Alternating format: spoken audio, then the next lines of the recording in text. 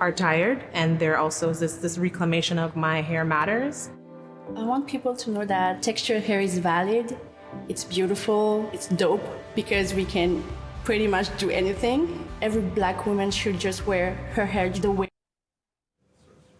Hair and the way we choose to style it can be a powerful symbol of self-identity, self-image for many, especially for Black women. This relationship can also be incredibly complex. Now, you're seeing right there the campaign, which is called My Hair, My Stories, launched by Gold Series, and it celebrates and shares the stories of Black women and their hair. Our very own Stephanie Henry took part in this campaign, and joining Steph and I this morning to talk about the series, Dr. Cheryl Thompson and Monica Samuel. Good morning to all of you. Good morning. Morning. Good morning. Morning, and thanks for being here. And Dr. Thompson, tell us a little more about this campaign and why you wanted to get this going. Yeah, I mean, as soon as I heard about the concept, I was like, yes, that, all of that. Because I think it's so important for people to understand that Black hair is a very complicated topic. And we all have a different way that we intervene in how we wear our hair, what it means to us, the things that we've been through. And when I heard that there was a campaign that wanted to actually talk about all that, not just try to sell us products, I was like, yeah, I'm in.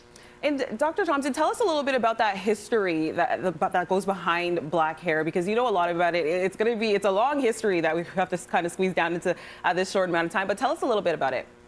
Yeah, I mean, I think the first thing to understand is all Black people who are in the Americas, North, South, Caribbean, we are here because of transatlantic slavery.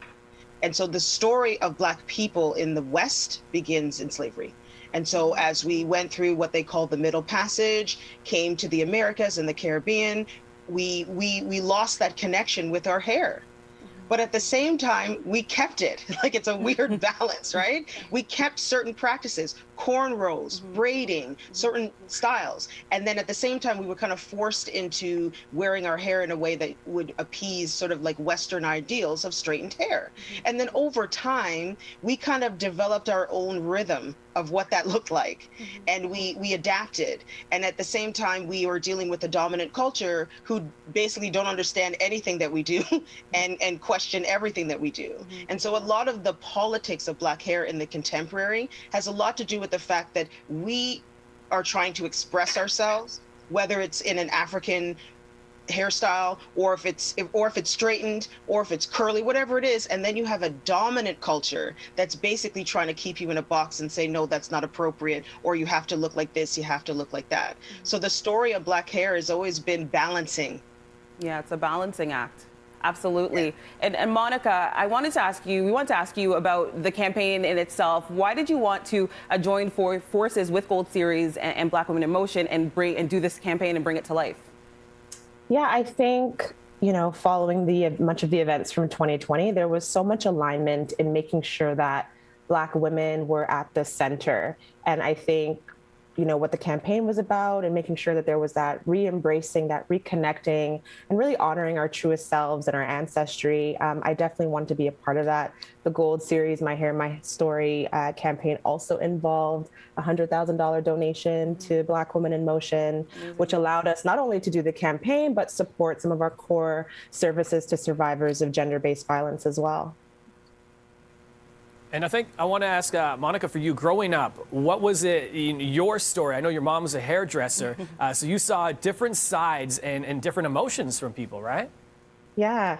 As Dr. Cheryl mentioned, like, Black people, particularly Black women and queer folks, we've been the targets of an obsessive level of policing for wearing our hair. And, I didn't have a relationship with my hair. My mother was a hairstylist, and, she did all of that labor for me.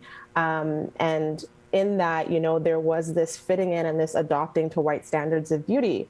So it was really important as, I started growing up, for me to reconnect with my hair, because I just felt like very disconnected, very, very disconnected. And Dr. Thompson, I feel like our stories are very similar, because when you were 14 years old, you decided to straighten your hair. The reaction you got from your peers was it threw you. I'll say that, because I went through the same exact thing when I was a kid, and you know, I used to love my natural hair, and then something kind of changed. The closer we started watching the media, I kind of, you know, didn't see myself reflected, and the older that I got, I really wanted to change my natural hair. So there I am with braids, and after I put my braids in, I really started to straighten my hair, and that was the focus. I really kept my hair straight, and it was because of that reaction that I got from my peers. Can you tell us a little bit about your experience? Yeah, I mean, it's very similar. I think 13, 14 for young girls is that moment where you just want to be grown. Yeah, absolutely. Right? And grown women don't have their hair in plaits. No. Or like little braids, right? And so you buy into the myth of gender and what it means to be a woman, and also you want to fit in and be like the other girls at school, because everybody's, especially, you know, male attention has a lot to do with this too, and like who's being called pretty and beautiful, and so you just start to internalize it, and at that age, you know, you don't have the tools to like, okay, let me do my inner work. I mean, you're 14. Right? So you're just going along with it and going along, and then I know for me in my journey, it was literally because my hair started to become damaged. Yeah. And I started to have other health issues that I know was connected to the products that I was using. So it was literally my body forced me to stop doing those practices and to just honestly just figure out, what does my hair actually feel like? Because I had not felt it my entire life until I was 30. And so that story alone is kind of a little traumatic. Yeah, and that's, you know, we have to wrap up, but I really want to ask each of you, when did you decide to really reclaim and reconnect with your natural hair? I was 20 when I decided to go natural. So I stopped chemically relaxing my hair, flat ironing my hair. 5 years later, I actually stopped blow drying my hair altogether. And at the beginning of the journey, like Dr. Thompson mentioned, I just wanted to see what my hair looked like actually looked like, untampered with. And then I started doing a lot of work in, you know, the social services space, and saw how and understood the ways in which, you know, Black hair has been marginalized and criminalized. And, you know, for me, it was, I wanted to see all of parts of myself as sacred and feel that I was enough. And I think, you know, the campaign really resonates with a lot of folks, because it's that reclamation. Honestly, this is great. These are great stories. I'm sorry, we do have to wrap up. It's such great and inspiring stories. Everyone can check out more, goldseries.ca. Hashtag my hair, my story. This is enlightening for many, many people. So thank all of you for being a part of this and joining us this morning as well. Dr. Cheryl and Monica, thank you so much. Thanks, you. Guys. And you, Steph, as well. And go check it out once again, goldseries.ca. Mel, what's coming up in news?